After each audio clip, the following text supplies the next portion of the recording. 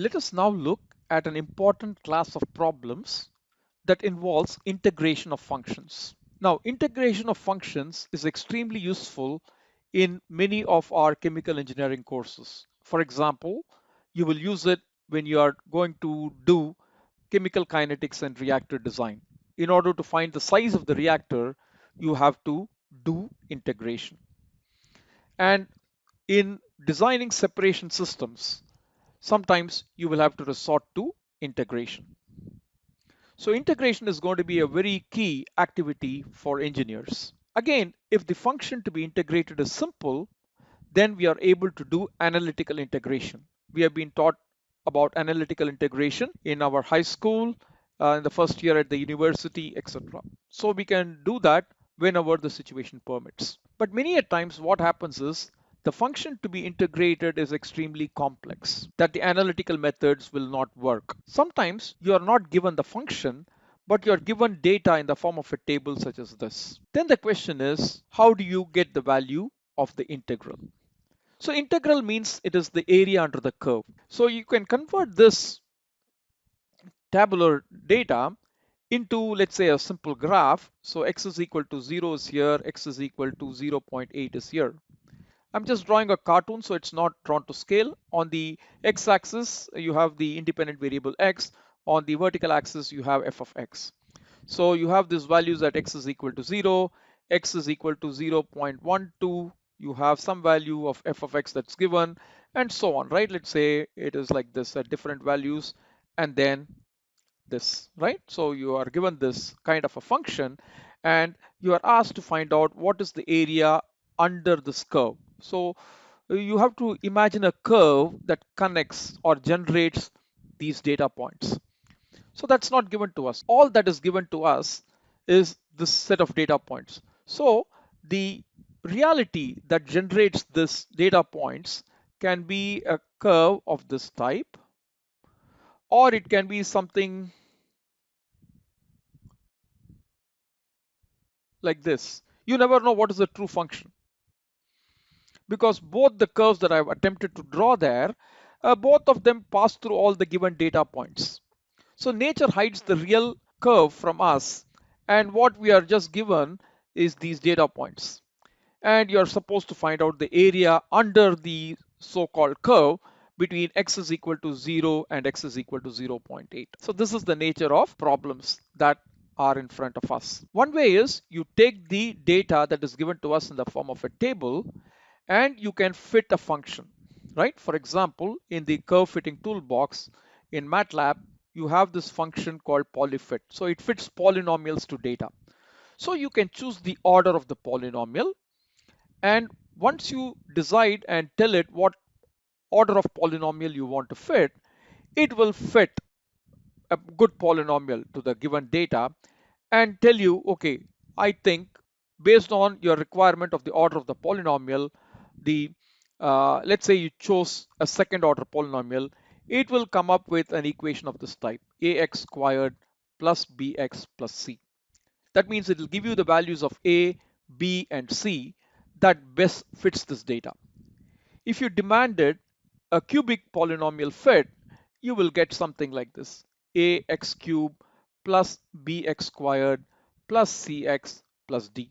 So it will give you the best values of a, b, c, and d, such that the function that you have used fits this given data very well. So you are at liberty to choose the order of the polynomial, and once you choose that, if you have chosen it correctly, that means you should not under model or you should not over model. Okay, that means if the true system were fifth order, if you chose a third order polynomial, it will give you an answer, but that may not be the most appropriate description of the data.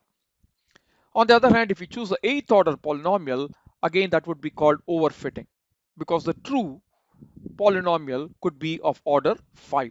So nature hides this from us, so you would never know. So there are certain clues that mathematicians and statisticians have worked so that you model it with the right complexity. But once you get this function f of x by fitting the data, you can use the ideas that you have learned in high school and find out the integral of f of x. right? So now you're asked the integral of f of x dx. That's what you're trying to do. What is the integral of this function? That means what's the area under the f of x curve between x is equal to 0 and x is equal to 0.8, right? So this is what you're being asked. Therefore, what you do is you take this function. This is a definite integral that you're asked to solve. So you can take ax cube, and if you integrate it, you will get ax to the power of 4 by 4. Then if you take bx squared, you will get b by 3 x cube. If you take cx, you will get cx squared by 2. If you take d, you will get dx. And then you can have a constant which is e, the constant of integration, right? Or the integration constant. Now, you know, once you have this, of course, you have the values for a, b, c, and d. E will cancel out, as you can see later, right? So you substitute x is equal to 0.8, you will get some number, because a is a number, b is a number, c is a number, d is a number, right? So e, you can just leave it as e. So if you substitute x is equal to 0.8, you will get a value. Then you substitute x is equal to 0, you will get another value of this function. So you subtract one from the other, right? And then you will get the area under the curve. In that process, this e will cancel out, and therefore that e will not make a difference to the answer. So this is how you can convert tabular data into a polynomial using the polyfit command in MATLAB, and then you can integrate the answer appropriately. So you can also use the int command in symbolic toolbox to integrate this function. Okay, so this is one way of finding out the value of the integral given tabular data. Now, before going into some other methods of doing it, what I want to show you is the truth. Actually, the data set that you see here, the data is actually generated using this function. So this is the truth as far as this example is concerned. So what I want to do here is to demonstrate how we can use the int command to find out the value of this integral. So I use symbolic computing toolbox. I say sims x. That means I'm declaring x to be a symbol. I'm doing all this in the command window. Okay, so the command window will already have this prompt. So I just have to type sims space x, enter. So what I'm trying to demonstrate to you is, if you know the function, right? If you know the function, you can use the following set of commands to find out the value of the integral. So the next line is int, integral of, you type out the function, right? So 0.2, 0.2, 25x is 25 star x, 200x squared is 200 times x to the power of 2, etc. Once the function is entered, put a comma, and then we want to integrate from 0 to 0.8. So 0 is the lower limit of the integral, 0.8 is the upper limit of the integral. And then brackets close to go along with this brackets open, this bracket close, and then you press enter, you get a value of this 3076 divided by 1875. So it has computed the value of this integral, or the integral of this function between x is equal to 0 and x is equal to 0.8, and it has given you this answer. But this, even though it seems like numbers, ANS is not in numeric form. So if you want to convert it into a number, then what you do is you say evaluate answer. EVAL is evaluate the answer. So as of now, the answer is in symbolic form. It is not in numeric form. But when you use eval ans, the answer you get now, right, is a number. So this 3076 by 1875 evaluates to 1.6405. So this is the true value of the integral that has been obtained analytically. Why do we say analytically? Because we have used the true function to do the integration. All right. If for this data set we fit a fifth order polynomial, then we would exactly get this one, and then we would get the same integral. If you chose a third order polynomial or an eighth order polynomial, the function that we get may be different, and therefore our answer will be slightly different from what you see here. Also, real world data is contaminated by noise. All right. So even though you know the order of the equation to be exactly 5, let's say somebody told you that the order of the system is 5. But still, if the data is corrupted by noise, all these numbers will not be the actual values, but it will be noise contaminated values. All right. And then when you fit the data using polyfit, you will not exactly get these coefficients. So unless you have too many number of data points, you will never get the true polynomial. So in real world applications, even if you know the order of the system, the data will be contaminated by noise, and therefore you would not recover the truth fully.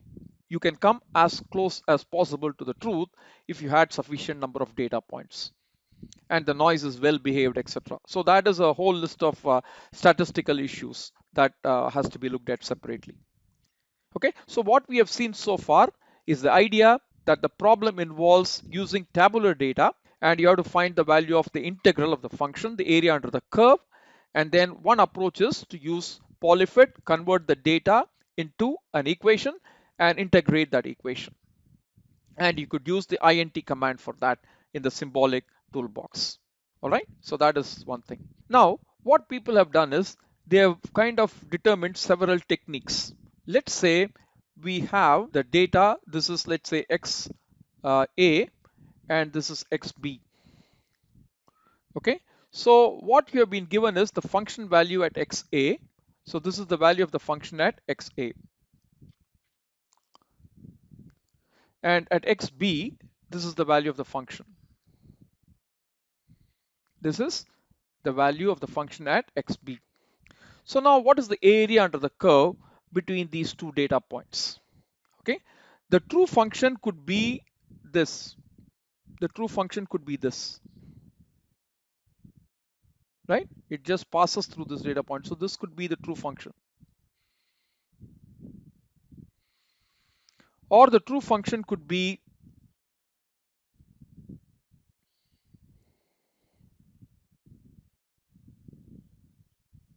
this. We do not know. Nature hides it from us.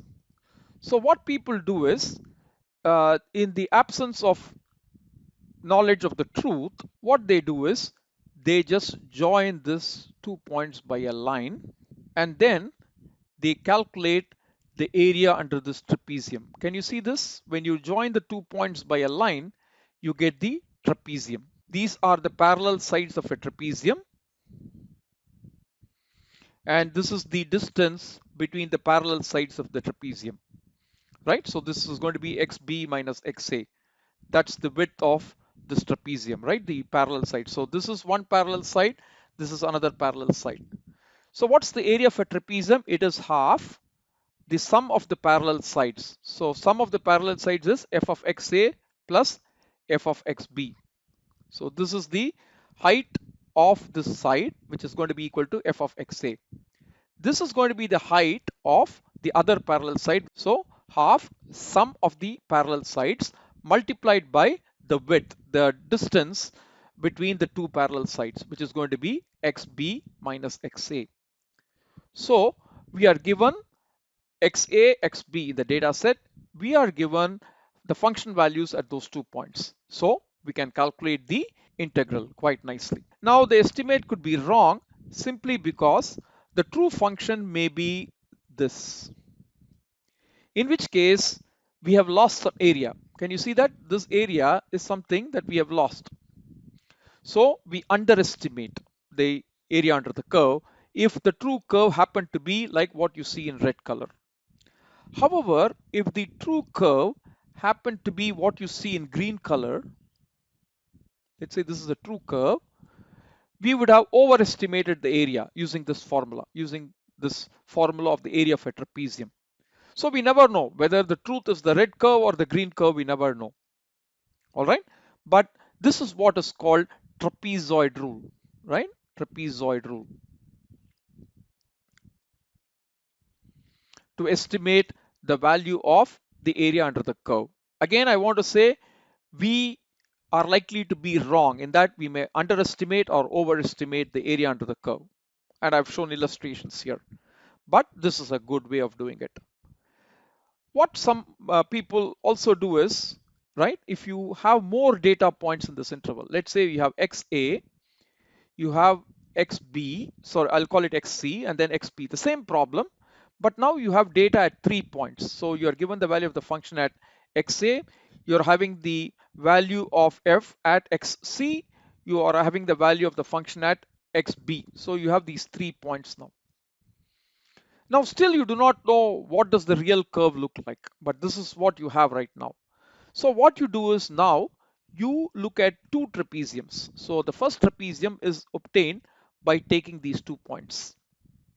The second trapezium is obtained by taking these 2 points. So there is trapezium 1, there is trapezium 2. So still you are trying to find out the area between XA and XB, but you are having 3 data points here, XA, XB and XC. So you will now be able to estimate the area under the curve slightly better. So the area of the trapezium T1 is going to be half into sum of parallel sides for trapezium 1, which is going to be f of XA plus f of XC times XC minus XA. That's the width of the first trapezium, plus half. The area of the second trapezium is half f of XC plus f of xb. Those are the sum of the parallel sides, right? So this is one parallel side for the second trapezium. This is another parallel side for the second trapezium. These two are parallel. This and this are parallel to each other. So half into sum of the parallel sides, which is the height, right? This is f of xb. This height is f of xc. So half into sum of the parallel sides multiplied by the width of the trapezium, which is going to be xb minus xc. So if you have more data points, you can construct more trapeziums and then you can add it up, right? So this way you can improve the accuracy of the area under the curve. So more data points means it gives you more information, right? Because the anchoring is better. Therefore, even if this overestimates, this might underestimate. And when you bring things together on an average, you might be canceling out some overestimation with some underestimations, and accuracy can be improved. So this is again trapezium rule or trapezoid rule, which we are applying it over 2 trapeziums. So if you had 4 data points given to you, then you can have 3 trapeziums and then your accuracy can improve further. And if you have many data points that are very closely spaced, right, the estimated area will be much accurate. All right. So this trapezoid rule in MATLAB is implemented using the trapz command. So this is one built-in function that is available. More accurate methods like Simpson's 1/3 rule or Simpson's 3/8 rule, etc. will be discussed when we come to the topic. All right. But right now, I just want to illustrate one function that is available in MATLAB. It comes along with MATLAB, and that function is trapz. So what you do is you simply enter the data points. X is equal to from the table, right? So you declare that with as an array. The corresponding y values, you again declare it in the form of an array. So at x is equal to 0, f of x is 0.2. At x is equal to 0.12, the value of f of x is 1.309729, etc. You can just do the data entry like that inside your M file. So I'm just showing an M file here. And this 3 dots means that you're going to continue typing in the array in the next line. So this is basically to tell MATLAB that the information is continuing in the next line. So what I've done next, once I have input the values of x and f of x, which I call y, so once I do that, then I'm just asking MATLAB to plot x, y data, right? So on the horizontal axis, plot x, on the vertical axis, plot y, and I want to use red circles to plot. So it just gives you those red circles that are out there. And then I say hold on. That means hold on to the current information in the graphics. So keep those red circles there. But now you plot x comma y comma k. So k means black color. So in black color, just plot x and y. So what it does is it kind of on the same graph which has those red circles, it'll add this information. So hold on basically adds information to the current graphics window. It draws these lines, right, to just connect those lines This line does not mean the behavior between those data points is linear. It is just for us to see how the data points are just connected if you were to connect them by a line. That's not the true function. It is just a sequence of line segments that is used to draw. And you can do the labeling of the x-axis, the y-axis, etc., so that people can understand what you're plotting. So all this you can do with x label and y label. And then when you say hold off, basically, any new information you add to this graph will wipe out what is there in the graph previously. So hold on, make sure that all the previous information you have entered is in the graphics window as you add more information to the graph. The moment you say hold off, then anything that you plot later will be newly added to the graphics. That means the previous contents will be wiped out. So I also wanted to introduce hold on and hold off in this particular way. Now, area, right? I'm just going to call it area 1. Area 1 is equal to trap z, right? So this is the built-in function, trapezium rule, trapezoid rule that I kind of introduced to you earlier. So trap z, the x values followed by the y values. When you do that, the area comes out to be 1.5948. So the trapezoid rule is a very simple rule. Other methods like Simpson's method that I talked about are more powerful.